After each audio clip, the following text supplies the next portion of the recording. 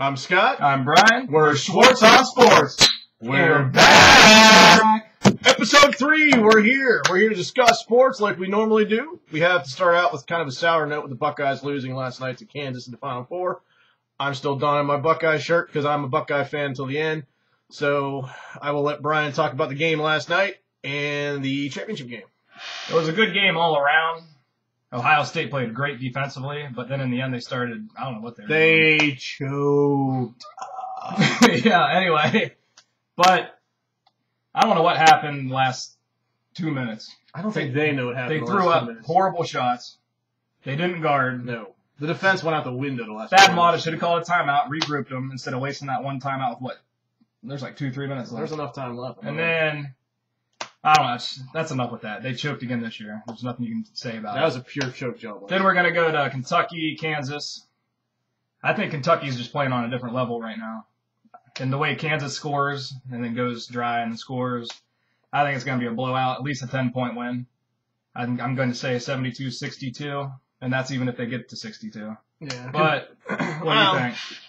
Kentucky's clearly the best team since, when the tournament started, everybody said Kentucky's going to win. They're the best team from top to bottom. They got depth, which I agreed with, but you never see the number one team win it. So I was weary of picking them. Indiana almost knocked Kentucky off. But, but every champion has one or two. Right. Games. That being said, all games are close because it's a one-game playoff every game. But I agree with you. I don't see Kansas pulling it off because they're just not deep enough. They can't score. I don't see it. Davis is the difference maker right there. Yeah. He's going to block everything. But they can't score. Nope. It'll be interesting to see Davis go against with you, though. I kind of want to see that a little bit. I think it'll be a good matchup. Who's going to go up against Robinson? I didn't even think about that. Nobody can go up from a physical standpoint. He's huge. They don't have anybody else, really, other than Davis to do anything. So that's their advantage point right there. I'm going to break away from basketball a little bit now because Ohio State lost, and I really don't give a shit anymore. So I'm pretty sure you're in the same agreement I am. Yep. Along with you out there, who cares? Once they're done, I'm done. Moving on to the Indians. Your Tribe's opening day is Thursday, April 5th, and they play the Blue Jays at home. Our starter is Justin Matheson. Masterson. Fuck his name up again, Justin Masterson. So the 25-man roster was just set by the Tribe yesterday, and let's just go through those positions real quick, just to let everybody know who's where. So your starting pitching is Justin Masterson, is your opening day starter. Ubaldo Jimenez is number 2. Got these damn Latin players. Sorry for Latin people out there. It's an American sport. Derek Lowe, he's like 85, but he can still pitch. Josh Tomlin had a good year last year. He's our 4th starter. And Genmar Gomez beat out Slowey for the 5th spot. And then in the bullpen, we got Chris Perez, Rafael Perez, Vinny Pestano. The bullpen mafia. Tony Sipp, Joe Smith, Daniel Wheeler. Former closer. I love him in the setup role. And going on to catchers. Carlos Santana is your starting catcher with Lou Marson as his backup. And infielders, we got Asdrubal Cabrera at shortstop. Jason Donald on the bench where he belongs. Travis Hafner, DH. Jack Hanahan starting at third base. Jason Kipnis right there at second. Casey Kochman at first. And Jose Lopez is your infield reserve guy. And moving on to our outfielders, we got Brantley in center. Shin-Soo Choo in left. Cunningham and Duncan are splitting the duties in left. So, all in all, I think it's a pretty good team. Last year, we were pretty good. It just, we're young. We're a little bit older this year. Got a little bit more maturity under us, some experience, which is good. And the nice thing about baseball, I think, is the fact that it's not like the NFL or the NBA where you throw money at players like the Yankees drop millions and hundreds of millions of dollars a year. Money doesn't mean you win. Baseball is a completely different sport. If you're a good cohesive unit, you have good chemistry as a team, you'll go far. Yeah. And as you saw last year, the Tribe, they started off the year on fire. Yep. But injuries decimated them. The big year. thing about baseball, if you stay pretty much injury-free and don't hit the injury bug, you'll be right there. Yeah. So if we stay healthy this year, I think we'll be competing with the Detroit Tigers the whole way down the stretch. I'm going to say, my prediction's 80 wins. I'll take 80 wins. I'd like to see him compete for a playoff spot with Detroit. But, that's my guess is 80 wins. We went almost 500 last year. I think we ended up 2 games under 500 last year. I'll take a 500 season. I'm shooting for 80 and maybe a wild card. Yeah. So, like I said, opening day is Thursday against the Blue Jays. That'll be nice. Spring will finally be here officially. That's what I consider the start of spring is opening day. So, moving on from baseball, we'll start on to the NFL and the Browns. All right, we put together our first mock draft, so you could say. It's the first 3 rounds. We got Justin Blackmon going number 4. Who you nicknamed? Starscream. Megatron's little brother. Little brother at that. And then at 22, we got Stephen Gilmore, cornerback out of South Carolina. He's making a rise up the draft boards right now. Big boy. 6 foot, almost 200, runs in the low 4.4s.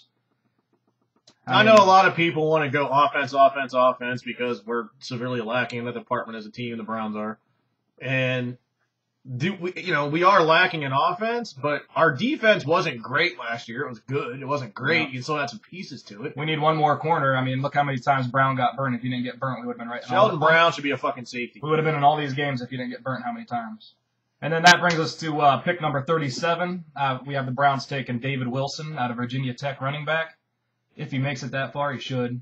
Brian doesn't like Doug Martin, but I think I could see him being in that neighborhood if he's there. Do you take Martin? Do you take David Wilson? I mean, I'd take David Wilson just because of the pass catching factor and the speed coming out of the backfield. He's bigger too, isn't he? If you give him a screen, he's gone. I mean, he's lightning quick. He's what was he? 5'11", like 205. I mean, he could add a little bit of bulk, but I mean that boy's quick. And then moving on to number 67, our 3rd round pick, I was taking Mitchell Schwartz. What's his last name? Schwartz. On Sports. That's right, baby. But we have taken him, offensive tackle out of Cal. I think he's underrated. I think he should be more like the 3rd or 4th offensive tackle instead of the 6th. And, on a biased perspective, I kind of want to have a Schwartz Browns jersey, so. That would be pretty bad. Pick Mitchell. But that's our mock draft so far. We'll come back with another one. Maybe every week we'll just touch it up. Yeah, but, now that we went through the picks, I'd like to discuss, the first 4 picks we have in the draft, which is the first 3 rounds.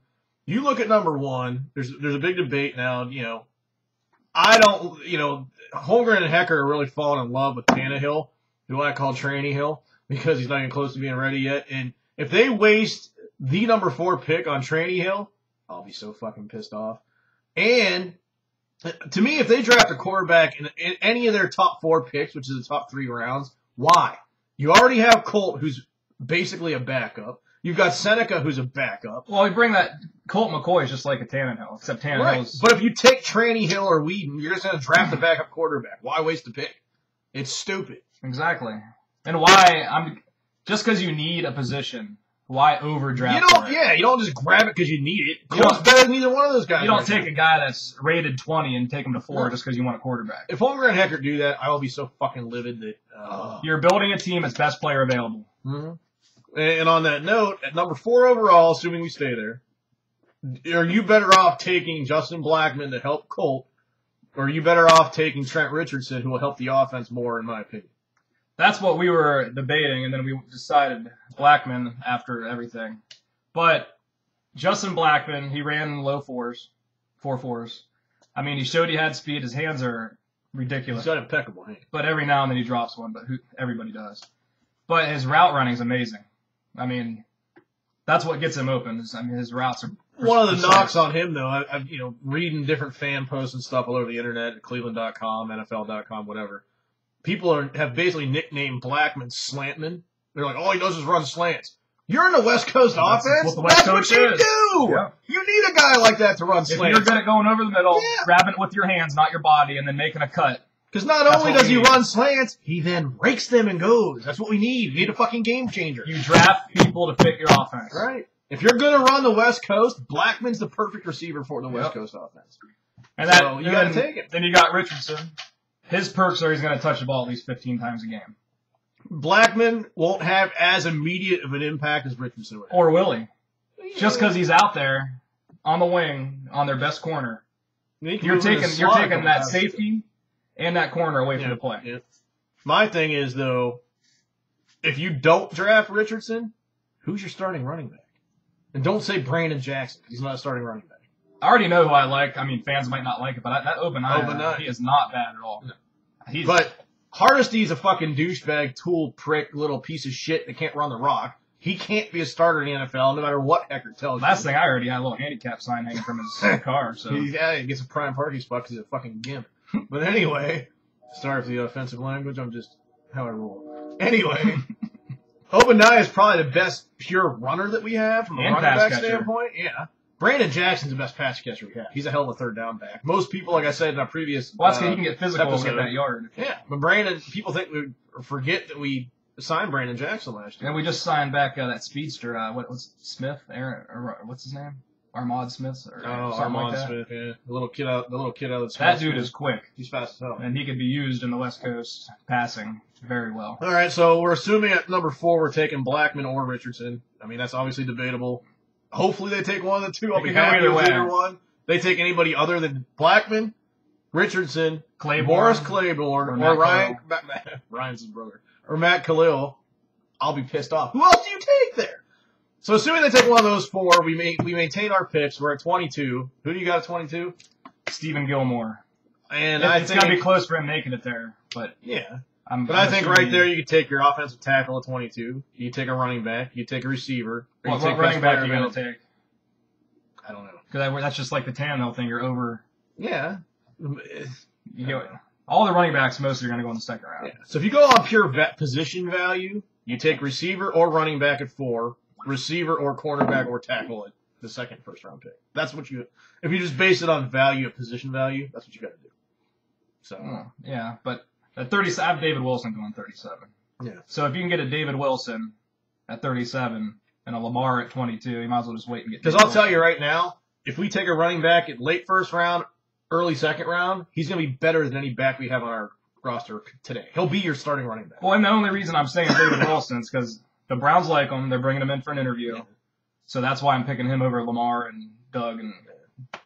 So I don't know. But I think no matter what running back you take or almost anywhere in the draft, that running back's going to be better than what you currently have on your roster. Oh, if we draft a running back top 3, they're going to start. Yeah. Most likely, unless something happens. Like the Hardesty is always fucking hurt. Right. So then we got basically the first round. Just to recap, everybody, if you don't already know, you're a casual fan out there. Who knows who watches us? First round, you got the 4th overall pick for the Browns, the 22nd overall pick via the trade from Atlanta last year. Yep. Second round, we have the 5th overall pick. I hate how they flip-flop those picks, but that's the way it is. 5th pick in the second round, and then 4th pick in the third round.